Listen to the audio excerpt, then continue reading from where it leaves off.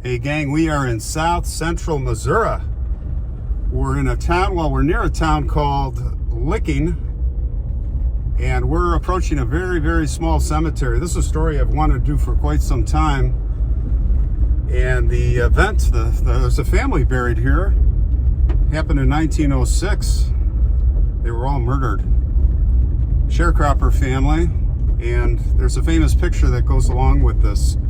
Cemetery's right up here on the right, and this is my first step on our journey south. We'll end up in Texas, and it is not warm yet. It's like 28 degrees, and here it is on the right, Cantrell Cemetery. Let's go check it out.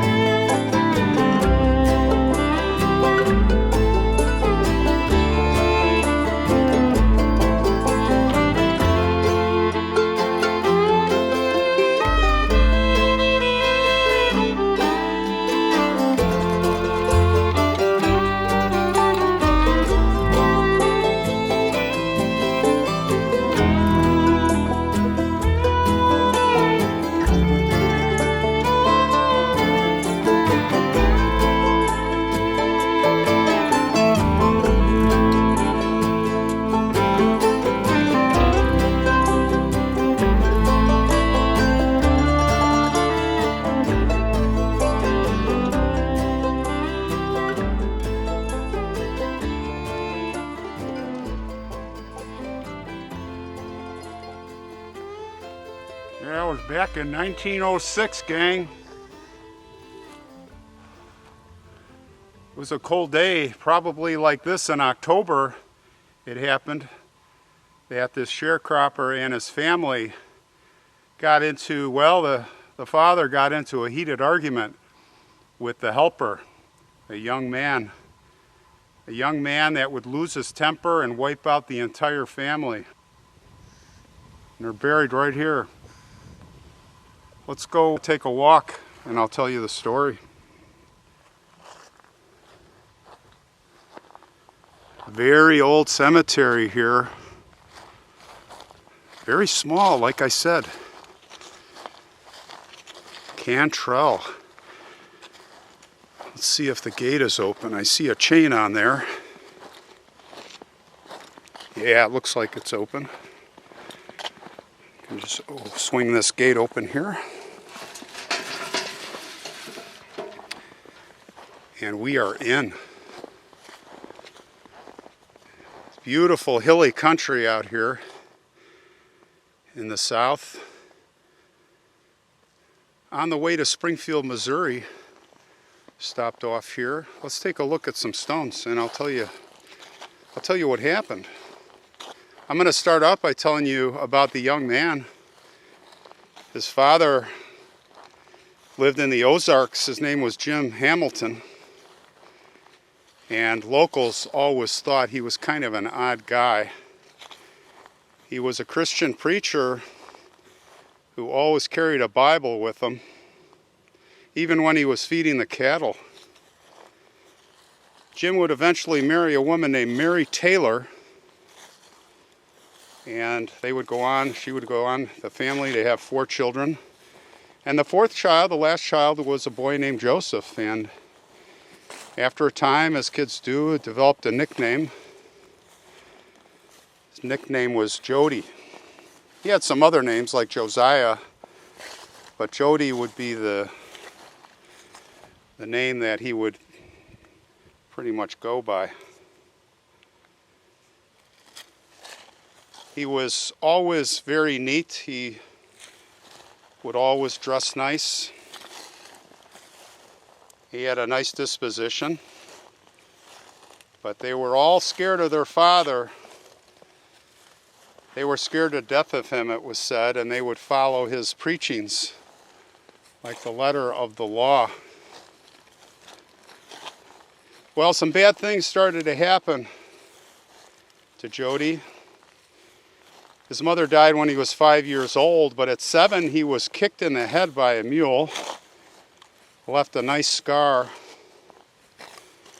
he would have over his left eye for the rest of his life. And some years later he was kicked again by another mule in the chest, leaving him unconscious.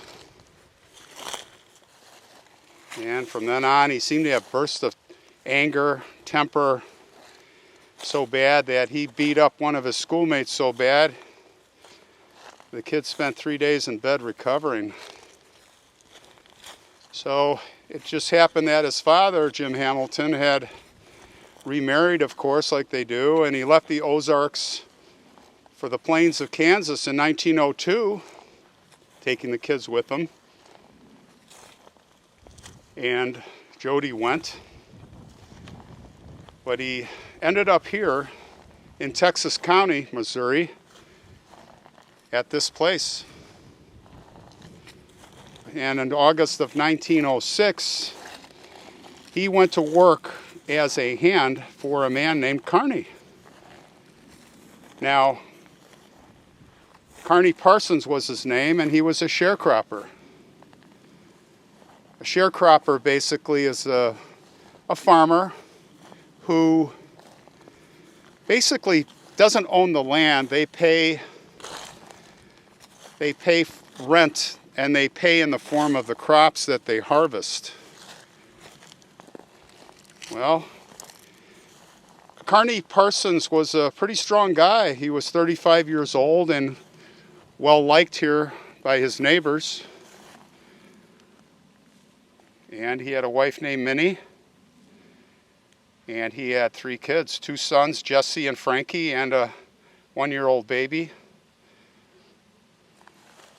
And they had been here in Texas County for 2 or 3 years at the time that Jody came here to work on the farm. The 2 men, they seemed to get along pretty good. I mean, Jody was religious, hardworking. He liked children. He used to take candy and chewing gum over to the neighbor kids, gave them horseback rides. He'd play with the kids. He'd play with the Parson kids, all 3 of them. Everything was good. But on Friday, October 12th, 1906, Carney asked Jody, he said, "Hey, I'd like to trade for that saddle you have." Now, that saddle had been probably stolen by Jody. But Parsons wanted it.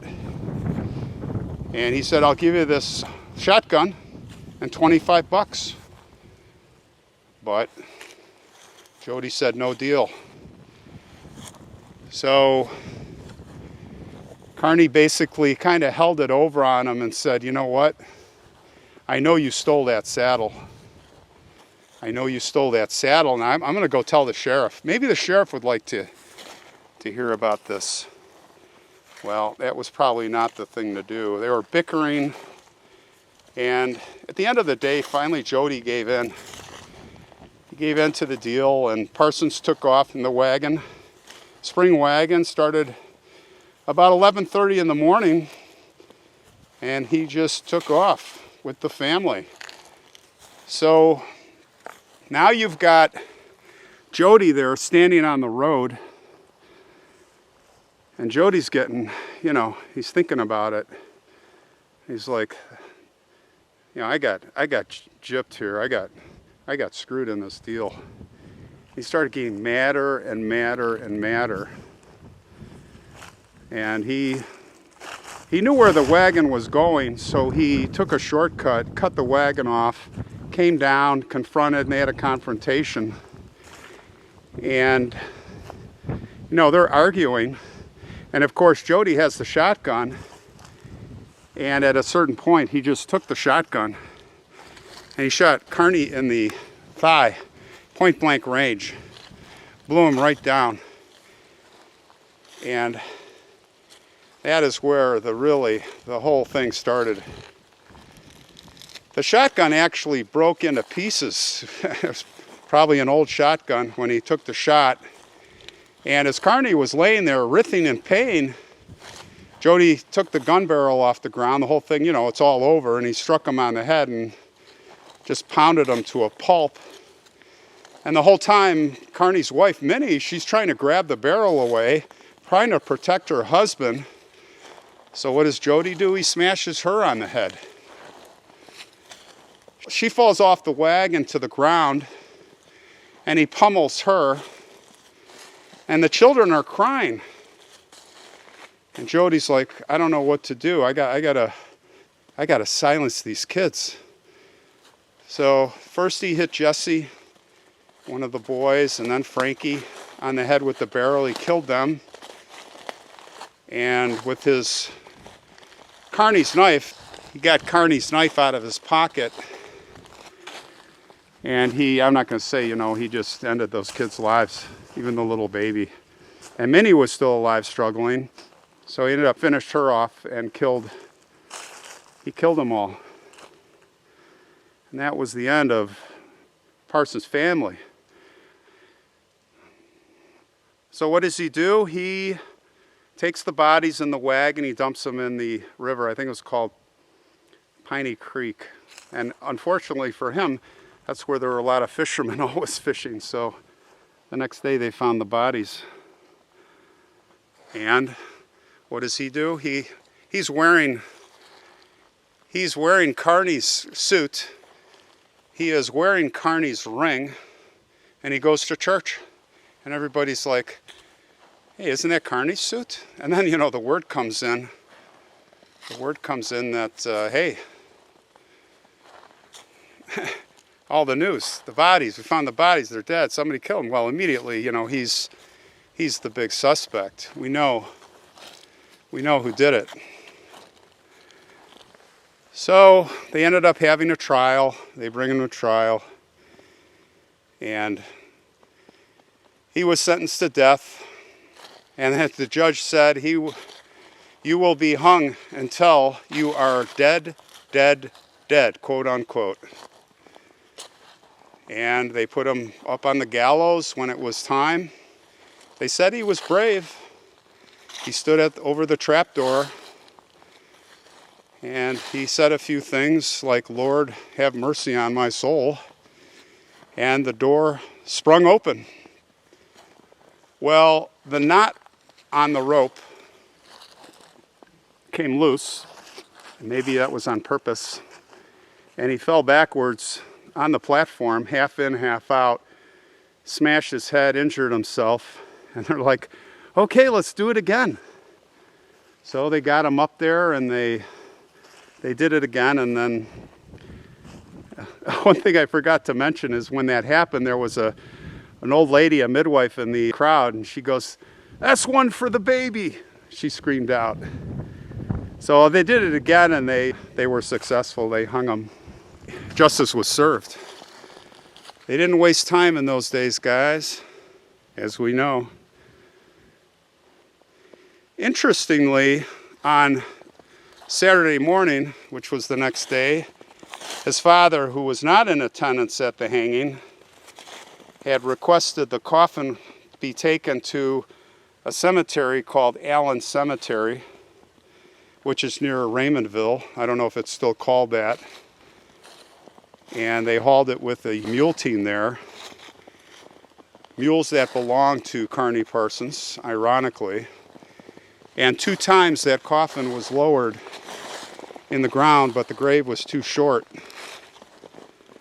So one of the guys climbed down into the grave, and he was jumping up and down on the coffin, wouldn't go in. So rather than widening the grave, there's all these people watching, took a pickaxe or a pick, and he's smashing the coffin until it fit. So before the crowd of onlookers, the body of Jody Hamilton was laid to rest in an unmarked grave next to his mother. Now the hangman's noose as they did many times, they sold pieces to the crowd. And they took a famous picture that I'm going to show you here of the hanging, a couple pictures, and they showed also a picture of the family here laid out in the bed. Picture they sold for money. I believe this is the grave. And yeah, it's one stone for the family. Parson family, so this is where they're buried, everybody. So we have on the left, we have his son Jesse, and we have son Frank, son Edward, mother Minnie, and father Carney. You can see here, it's all iced up. And it says family was, it says S-L-A-N-E-D, slain. I'm not sure if that's spelled right, but it says family was slain on October 18th, 1906. So, what a sad story. But I wanted to come here because I've seen that picture online for a long time, and I was always curious. You know, I had read about the story, and I really wanted to come here and pay respects and see the cemetery for myself and take you guys along. So rest in peace, Parson family. And I'm off to the next stop, south. Rest in peace.